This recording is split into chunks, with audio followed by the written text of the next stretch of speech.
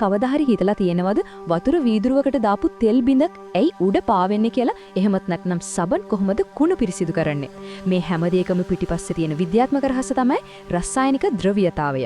ඉතින් අද අපි මේ විග්‍රහයෙන් කතා කරන්න යන්නේ අපේ ලෝකයේ හැඩගස්වන මේ ඇහැට නොපෙනෙන ඒත් හරිම බලවත් සංසිද්ධියක් ගැන. හරිනම් අපි කෙලින්ම යමු කතාවේ මුලටම. මේ කියන ද්‍රවීයතාවය කියන එක ඇත්තගම මොකද්ද? අපි ඒක පැහැදිලිව තේරුම් ගමු. ඉතින් අපි අහන්න ඕනේ පළවෙනිම ප්‍රශ්නය තමයි මේ ද්‍රවීයතාවය එහෙම නැත්නම් පොලරැරිටි කියන්නේ ඇත්තටම මොකක්ද? මේක තේරුම් ගන්න අපි පරමාණු එකට බැඳෙන විදිහක් ගැන හිතන්න ඕන.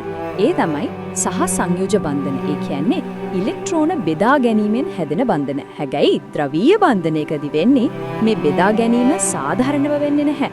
එක පරමාණුවක් ටිකක් කෑදරයි වගේ. අනිත් පරමාණුවට වඩා 6න් ඉලෙක්ට්‍රෝන තමන්ගේ පැත්තට ඇද ගන්නවා.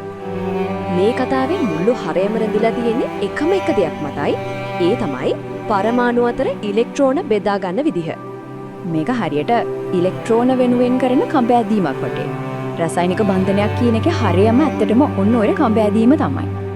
හොඳයි. ඉතින් මේ ඉලෙක්ට්‍රෝන කඹ ඇදීමේ තරඟේ ප්‍රතිඵල දෙකක් වෙන්න පුළුවන්. ඒ ප්‍රතිඵල දෙක අනුව තමයි බන්ධන ප්‍රධාන වර්ග දෙකකට වෙන්නේ.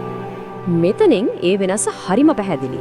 කඹ ඇදීමෙන් එක පැත්තක් දිනුවොත්, ඒ කියන්නේ ඉලෙක්ට්‍රෝන අසමානව බෙදුනොත්, අන්න එතන හැදෙන්නේ ද්‍රවීය බන්ධනයක්. හැබැයි දෙපැත්තම එකම හයියෙන් ඇදලා තරඟයේ සම වුණොත්, එතකොට ඉලෙක්ට්‍රෝන බෙදෙන්නේ සමානව. අන්න ඒකට තමයි අපි කියන්නේ නිර්ද්‍රවීය බන්ධනයක් කියලා.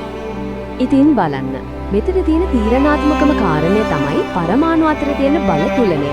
ඒ කියන්නේ ඉලෙක්ට්‍රෝන බෙදා ගැනීමේදී බලය සමබරද නැද්ද කියන එක තමයි හැමදේම තීරණය කරන්නේ. හරි, ඔය න්‍යාය කතා කරා ඇති. අපි දැන් බලමු මේක ඇත්තටම කොහොමද වැඩ කරන්නේ කියලා. අපිට හුරු පුරුදුම ඒ වගේම වැදගත්ම අණුවක් උදාහරණයට අරගෙන අපි හැමෝම හොඳටම දන්න දෙයක් ගැන තමයි කතා කරන්නේ. ඒ තමයි ජලය, H2O. ද්‍රවීයතාවය ගැන තේරුම් ගන්න මීට වඩා හොඳ උදාහරණයක් ඇත්තටම හොයාගන්න අමාරුයි. මෙන්න තියෙනවා තනි ජල අණුවක සරල ව්‍යුහය. දෙවිවලමට පේනව නේද?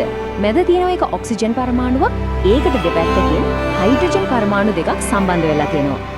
හරි. දැන් මේ රූපේ තියෙන අමුතු සලකුණු දෙකක් ගැන අවධානය යොමු කරමු. ඩෙල්ටා ඍණ සහ ඩෙල්ටා ධන, ඩෙල්ටා ප්ලස්. මේවායින් තියෙන්නේ අර්ධ ආරෝපණ දෙක. ඒ කියන්නේ සම්පූර්ණ ධන හෝ ඍණ ආරෝපණයක් නෙවෙයි, පොඩි ආරෝපණයක්. මේක ඇති වෙන්නේ හේතුව තමයි අර අපි කලින් කතා කරපු අසමාන ඉලෙක්ට්‍රෝන බෙදී යාම. ඉතින් ඇයි ජලයේ ධ්‍රුවීය වෙන්නේ? හරිම සරලයි.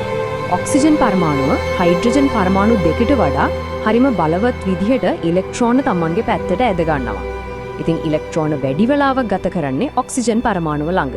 ඒක නිසා ඔක්සිජන් මත පොඩි ශ්‍රුණ ආරෝපණයක් ඇති වෙනවා. ඒ එක්කම ඉලෙක්ට්‍රෝන ටිකක් ඈත් වෙච්ච හයිඩ්‍රජන් පරමාණු දෙක මත පොඩි ධන ආරෝපණයක් ඉතිරි වෙනවා. ඔන්න ඔය ආරෝපණ අසමතුලිතතාවය අනේක තමයි ජලයේ තියෙන අණුව ද්‍රවීය අණුවක් බවට පත් කරන්නේ. හරිම සරලයි වගේ පේනුනට මේකේ බලපෑම අති විශාලයි.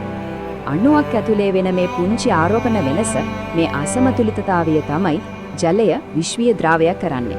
සීනි, ලුණු වගේ ගොඩක් දේවල් දිය කරන්න පුරවන් වෙන්නේ ඒක නිසා. සබන් අණු වලට කුණු, තෙල් වගේ දේවල් අල්ලගෙන අයින් කරන්න උදව් වෙන්නේත් මේ ධ්‍රුවීයතාවයම තමයි. ඉතින් හිතන්න, මේ වගේ නොපෙනෙන පොඩි බලයක් අපේ ලෝකේ තවත් කොයිතරම් විදිහකට හැඩගස්වනවා ඇත්ද? ඒ ගැන හිතන්න මේක හොඳ ආරම්භයක්.